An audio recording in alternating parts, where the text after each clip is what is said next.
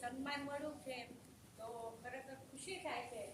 પણ ખરેખર સન્માન ક્યારે લાગે છે? જ્યારે પેરેન્ટ્સ આવે છે ને કહે છે મેડમ અમારું બાળક તમારી પાસે ભણવા આવ્યું છે, અમે પણ તમારી પાસે ભણતા હતા એમ. અત્યારે ઘણા એવા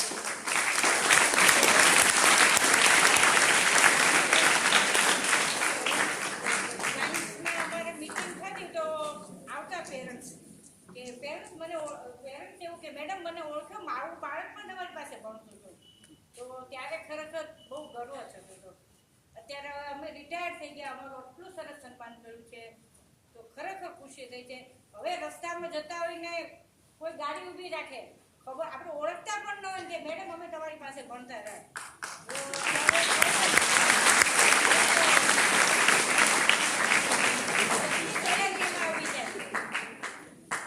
મને તો શિક્ષક બનવાનું, જ્યારે હું ભાવનગરની છું, હું ભાવનગર ઘરસાડામાં ભણતી, મહેશભાઈ વસાવડા કરીને હતા અમારા પ્રિન્સિપાલ સાહેબ.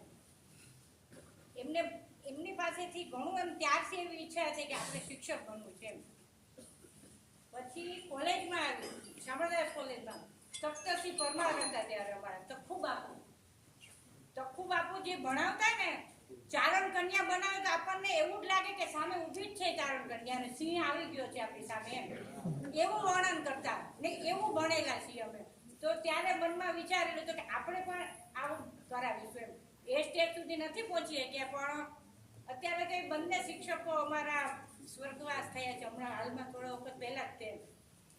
તો ખરેખર બહુ બહુ પ્રાઉડ લઈએ અમે, ખુશી થઈ ગઈ. એક શિક્ષક છે એમ.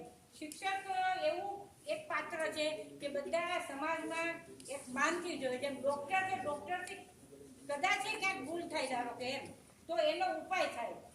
એન્જિનિયરથી ક્યાંક ભૂલ થાય તો એનું પણ ક્યાંક સોલ્યુશન નીકળે.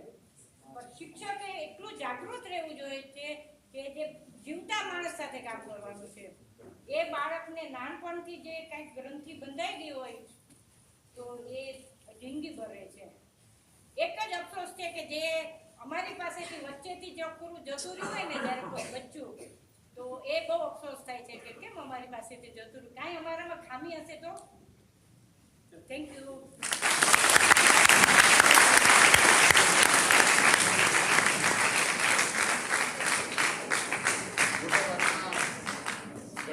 સંસ્કાર દિનના શિક્ષકો જે છે એમની જ્યારે નિયુક્તિ કરીએ છીએ ત્યારે ઇન્ટરવ્યુમાં હું બેઠો છું, પણ એક પ્રસંગ મારા આજે યાદ કરો કે ઘણા બધા સવાલ જવાબ થયા છે, પણ એ બધાને યાદ નથી કરતો, પણ એક પ્રસંગને યાદ કરું છું.